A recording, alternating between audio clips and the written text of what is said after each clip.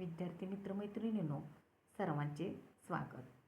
आज आपण इयत्ता 10वीमधील विज्ञान आणि तंत्रज्ञान भाग 2 या विषयातील पाठ क्रमांक 5 हरित ऊर्जेच्या दिशेने या प्रकरणातील उपघटक जलविद्युत ऊर्जा याचा अभ्यास करणार आहोत. पर्यावरणस्नेही विद्युत निर्मितीमधील पहिला ऊर्जा स्रोत म्हणजेच जलविद्युत ऊर्जा. जलविद्युत केंद्रातील विविध टप्पे खालील आकृतीत दाखविले आहेत. पहा आता या आकृतीमध्ये पाण्याचा स्थितीज ऊर्जा असलेला साठा हा ऊर्जा स्रोतमधून वापरला जातो. याचे रूपांतरण नंतर गतिज ऊर्जेमध्ये केले जाते. या गतिज ऊर्जेवर पाण्यावर चालणारे टर्बाईन फिरते. टर्बाईनला जनित्र जोडलेले असते. हे जनित्र फिरले जाते आणि मग या जनित्राद्वारे विद्युत ऊर्जा निर्माण केली जाते. हेच टप्पे आपण वाक्यामध्ये पुढील प्रमाणे लिहू शकतो.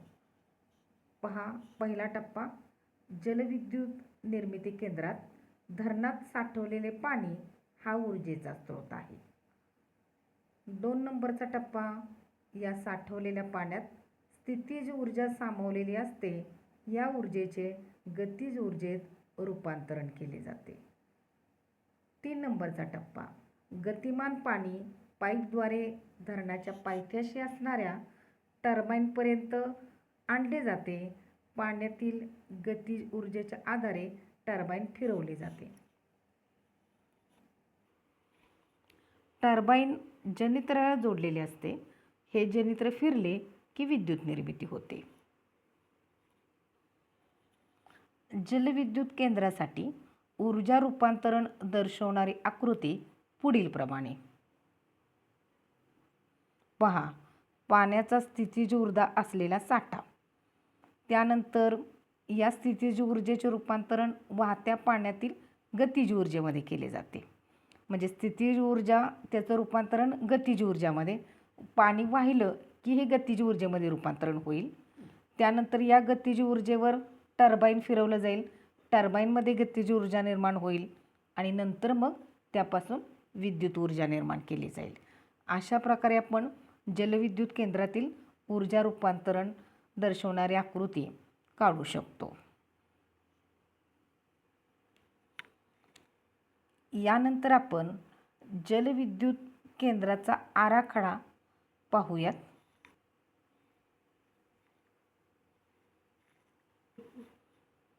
आता या आराखड्यामध्ये तुम्हाला दिसतंय का, पहा की धरण आहे आणि धरणाच्या एकूण उंचीच्या जवळपास मध्यभागापासून बिंदू बी दिसतो आहे का, पहा. त्यामधून पाणी एका मार्गिकेतून टर्बाईनपर्यंत पोहोचवले जाते. निळ्या रंगाने दिसलेला तुम्हाला मार्ग दिसतोय का, पहा. एकेरी प्रवाह आहे, तो बाणाने दर्शवलेला आहे आणि हा एकेरी प्रवाह टर्बाईनपर्यंत पाणी पोचवतो आणि मग हे टर्बाईन फिरवले जाते. त्या टर्बाईनच्या आधारे जनित्र फिरते आणि मग आपल्याला गतिज ऊर्जा पासून विद्युत ऊर्जा निर्माण झालेली पाहावयास मिळते. जलविद्युत निर्मितीचे काही फायदे आता आपण पाहूयात. पहा, पहिला फायदा, जलविद्युत केंद्रात कुठल्याही प्रकारचे इंधनाचे ज्वलन होत नाही आणि त्यामुळंच इंधनाच्या ज्वलनातून होणारे प्रदूषण होत नाही. म्हणजे कोणतेही प्रदूषण नाही, हा पहिला फायदा.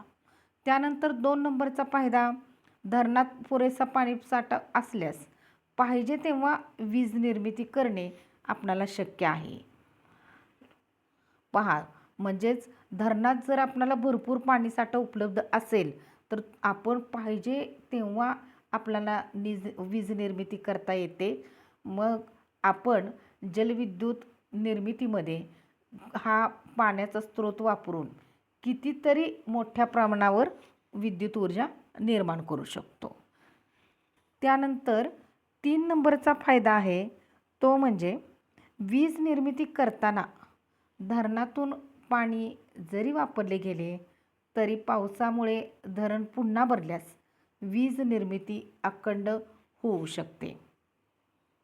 म्हणजे तुमच्या लक्षात येते का पहा की आपण जलविद्युत निर्मितीमध्ये जर पाणी वापरून ही विद्युत निर्मिती करत असो तर पाऊस सातत्याने पडू लागला तर धरणातून पडलेले संपलेले पाणी हे पुन्हा भरू शकेल आणि वीज निर्मितीमध्ये कोणताही व्यत्यय येणार नाही. आपण ते अखंड विद्युत निर्मिती करू शकतो. पहा विद्यार्थी मित्रांनो, ज्याप्रमाणे नाण्याला 2 बाजू असतात त्याप्रमाणे आता आपण जलविद्युत निर्मितीमध्ये होणारे जे फायदे आहेत ते अभ्यासले. पण ही जलनिर्मिती करताना नेमके कोणकोणते प्रश्न उपस्थित होतात ते आता आपण पाहूयात. त्यामधील पहिला प्रश्न आहे तो म्हणजे धरणात साठवलेल्या पाण्यामुळे पाठीमागची खूप मोठी जमीन पाण्याखाली येऊन काही गावे विस्थापित होऊ शकतात. त्यामुळे 2 नंबरचा दुसरा प्रश्न निर्माण होतो तो म्हणजे ही जी विस्थापित झालेली गावे आहेत त्यांना नेमकं पुनर्वसन त्यांचं कसं करावयाचं. म्हणजे थोडक्यात विस्थापित लोकांच्या पुनर्वसनाचा प्रश्न यामुळे निर्माण होतो. हा दुसरा जलविद्युत निर्मितीमधील महत्त्वपूर्ण प्रश्न आहे. त्यानंतर त्या पुढचा प्रश्न तो म्हणजे मोठ्या प्रमाणात सुपीक जमीन जंगले पाण्याखाली येऊ शकतात. बघा मुलांनो, सुपीक जमीन आपल्याला माहिती आहे, या सुपीक जमिनीची किती मोठी किंमत आहे, जंगलांचं किती मोठं महात्म्य आहे. आणि आता सुपीक जमीन जंगले जर जलविद्युत निर्मितीसाठी जर मोठ्या प्रमाणात पाण्याखाली येऊ लागली तर मग साहजिकच हा फार मोठा प्रश्न हा निर्माण होतो आणि म्हणूनच जलविद्युत निर्मितीमधील हा महत्त्वपूर्ण प्रश्न म्हणून गणला जातो. आणि शेवटचा जो प्रश्न निर्माण होतो ते म्हणजे वाहत्या पाण्याचा प्रवाह अडल्यामुळे पाण्यातील सजीव सृष्टीवर विपरीत परिणाम होऊ शकतो. अचानक एवढं मोठं वाहतं पाणी प्रवाह अडकतो आणि त्यामुळं मग काही सजीव त्यामधील हे मृत्यू पावतात आणि मग त्या मृत्यू पावलेल्या सजीवांचे पुन्हा निर्माण कसे करावयाचे याबाबत प्रश्न उपस्थित होऊ शकतात. म्हणजे थोडक्यात काय, जलविद्युत निर्मितीमध्ये काही फायदे आहेत तर काही तोटेही आहेत.